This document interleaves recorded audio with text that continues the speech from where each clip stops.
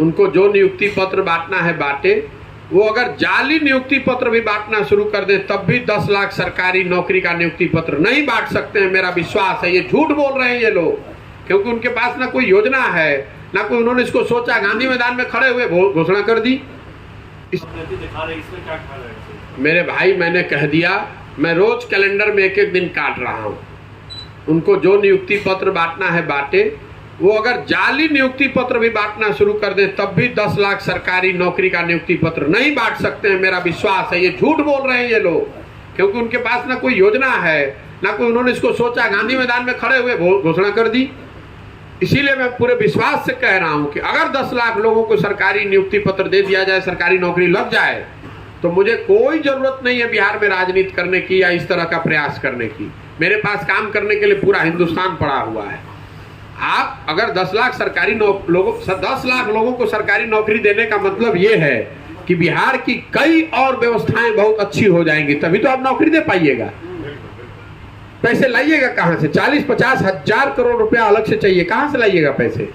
उसके लिए आपको अपना रेवेन्यू बढ़ाना पड़ेगा। रेवेन्यू बढ़ाने के लिए उद्योग लगाना पड़ेगा, वहां इन्वेस्टमेंट होना चाहिए, ग्रोथ होना चाहिए। जब वो कुछ है नहीं तो नियुक्ति कैसे दे दीजिएगा? जो शिक्षक यहाँ पर हैं, बाय द वे आपने चूंकि सवाल उठाया, वो जो नियोजित शिक्षक है उनको तो 3-3 महीने पे एडहॉक बेसिस पर कैबिनेट में पास होता है। जब सेंटर से पैसा आता है तो आप उसको सैलरी दे रहे हैं।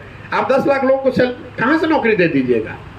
अगर केंद्र सरकार से शिक्षा के क्षेत्र में पैसे न आए तो जो अभी शिक्षक 4-4.5 लाख है ये उनको तनख्वाह नहीं दे सकते हैं। ये किस की बात कर रहे हैं? शिक्षकों की स्थिति देखिए, हर एक, चूंकि मैं बात आपकी समय लेके बता देना चाहता हूँ। शिक्षकों को पहले जब 2015 में महागठबंधन था, सुशील मोदी उस समय विपक्ष में थे, तो उन्होंने घोषणा की समान काम समान वेतन लागू कर देंगे। शिक्षक पढ़े लिखे होने के बावजूद उनके बहकावे में आ गए। उन्होंने भाजपा का समर्थन भी किया 2015 में। संयोग देखिए कि 2017 में वही सुशील मोदी डिप्टी सीएम बन गए, तो उनके पास अवसर था ये काम को करने का। 5 वर्ष में उन्होंने काम नहीं किया। 2020 में शिक्षकों को फिर बेवकूफ बनाया गया। इस बार तेजस्वी यादव ने कह दिया कि मैं आऊंगा तो शिक्षकों को समान काम समान वेतन लागू कर दूंगा। तो जब शिक्षक मेरे पास आ रहे हैं तो मैं उनको बता रहा हूं कि भैया अब तो तेजस्वी जी की ही सरकार है, उन्हीं के दल का आदमी शिक्षा मंत्री है, तो आप इसको अब लागू करा लीजिए। ये देखिए, बिहार में नेताओं की आदत हो गई है कि कुछ भी बोलिए और बोल के निकल लीजिए। आपको मालूम है कि चुनाव जब होगा, वोट होगा, तो लोग इन बातों को भूल के वोट तो एक ही चीज पर होगा, जात पर, धर्म पर, या इस बात पर होगा कि कौन भाजपा को लाना चाहता है, कौन भाजपा को रोकना चाहता है और कौन लालू जी को रोकना चाहता है।